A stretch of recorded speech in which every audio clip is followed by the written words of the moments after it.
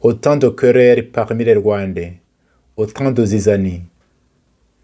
Tout cela, c'est que nous ne savons pas différencier le bien et le mal. Ce que certains Rwandais appellent le bien, d'autres l'appellent le mal, et vice-versa. Si nous savions différencier le bien du mal, nous pourrions tous nous réunir autour du bien. Alors, ce serait la paix et l'harmonie. Mais ce n'est pas le cas parmi les Rwandais. Guidés par les blessures du passé, l'égocentrisme ou simplement l'ignorance, ils ne parviennent pas à reconnaître le mal et ses tentacules. Il y a un autre petit groupe à Gatsiko qui se réunit sciemment et consciemment autour du mal pour pouvoir arriver à leur objectif.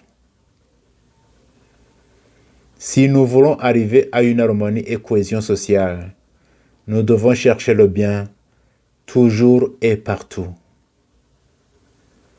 Lutter pour le bien veut aussi dire encourager ceux qui font du bien et condamner ceux qui font du mal. Prions ensemble pour que l'Esprit Saint nous aide à différencier le bien du mal et à s'accrocher à ce qui est bien. Soyez bénis et à demain. Je me souviens, il y a 25 ans, nous étions réunis dans une ville appelée Detmold en Allemagne.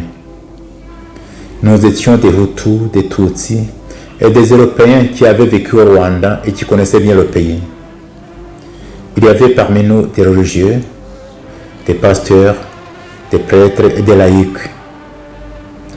Nous avions passé toute une semaine dans une communion de prière et de partage fraternel. Mais le soir du dernier jour de notre rencontre, nous avons vécu quelque chose d'extraordinaire. Les Tutsis qui étaient venus du Rwanda, quelques-uns étaient même nos amis, on se connaissait très bien, ils nous ont raconté leur calvaire pendant les génocides. Mais ils disaient tout cela dans un ton fraternel, sans haine ni rancune. Lorsqu'ils nous racontaient le mal qui a été fait à eux et à leur famille, les Hutus qui étaient là furent pris de pitié et de compassion. Les uns commencèrent à pleurer, d'autres s'agenouillèrent en disant ceci: vous les Tutsis ici présents, nous vous demandons franchement pardon pour ce mal extrême que les nôtres vous ont fait. Les Tutsis qui étaient là furent touchés par ce geste des Hutus. Les uns se levèrent pour les embrasser et les consoler en disant ceci: votre douleur compatissante et votre demande de pardon nous ont touché le cœur et nous nous sentons franchement soulagés. Mais d'autre part, nous aussi les Tutsis ici présents, nous devrions demander pardon aux Hutus.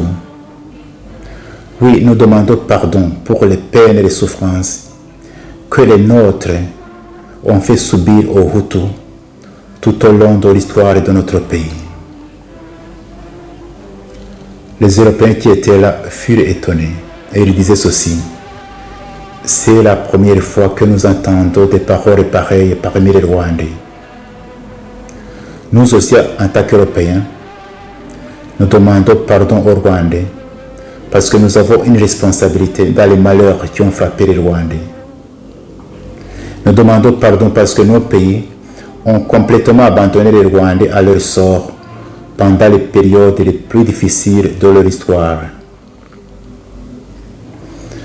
Et enfin, après tout cela, nous nous sommes assis et se fit le silence.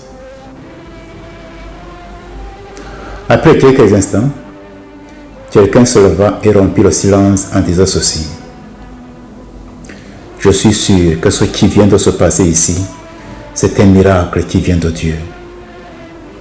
Je pense, disait-il, que nous devrions mettre par écrit ce que nous venons de vivre ici et inviter les Rwandais, nos compatriotes, à écouter la souffrance de l'autre, à se tenir dans la brèche et à demander pardon. Nous avons composé cet écrit et nous l'avons appelée confession de Detmold. Detmold, c'est cet endroit où nous étions réunis. Vous pouvez trouver cette confession traduite en plusieurs langues sur son site confessiondedetmold.com ou sur la chaîne YouTube Dr Fulgence Loïza. Parmi les gens qui ont signé cette confession, quelques-uns sont morts. Mais je ne doute pas que le Seigneur, notre Père commun, les a reçus dans son royaume éternel. À sa publication, c'est-à-dire à la fin de l'année 1996, cette confession a été différemment accueillie et appréciée. Tandis que beaucoup l'appréciaient hautement et disaient que c'était le seul chemin que les Rwandais devraient emprunter pour arriver à la vraie réconciliation, d'autres s'y opposaient carrément, et parmi ceux-ci on pouvait trouver quelques prêtres et pasteurs. J'ai même entendu qu'à la radio Rwanda, à ce moment-là, on aurait diffusé la confession des Hutus seulement et laissé de côté la confession des Tutsis. Mais moi je pense que cette confession peut être une grande source d'inspiration pour la vraie réconciliation des Rwandais, c'est-à-dire la réconciliation entre les Rwandais eux-mêmes, mais aussi la réconciliation entre les Rwandais et leur histoire.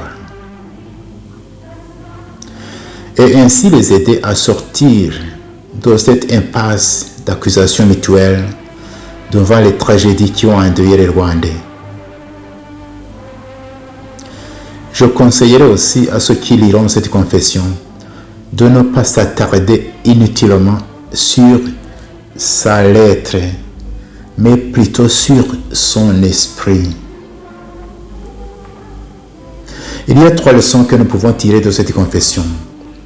La première leçon est celle-ci. N'aie pas peur d'écouter la souffrance de l'autre et de la laisser pénétrer ton cœur. Deuxième leçon.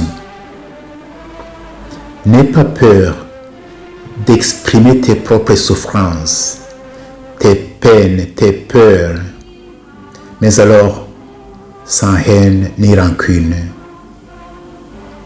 Troisième leçon. N'aie pas peur de demander pardon à ceux que tu as fait souffrir. Et si par hasard tu vis avec les victimes dont les bourreaux sont morts, et si d'autre part tu as des liens quelconques, réels ou perçus, proches ou lointains, avec ces bourreaux, n'aie pas peur de te tenir dans la brèche et de demander pardon. Comme ça, d'une façon presque miraculeuse, tu vas soigner beaucoup de blessures des Rwandais, des blessures du présent et du passé. Comme cette année, cette confession va célébrer son 25e anniversaire, je viendrai chaque jour tout au long de cette année sur cette chaîne pour voir voies et moyens de bâtir un Rwanda où il fait beau de vivre pour tous les enfants du Rwanda.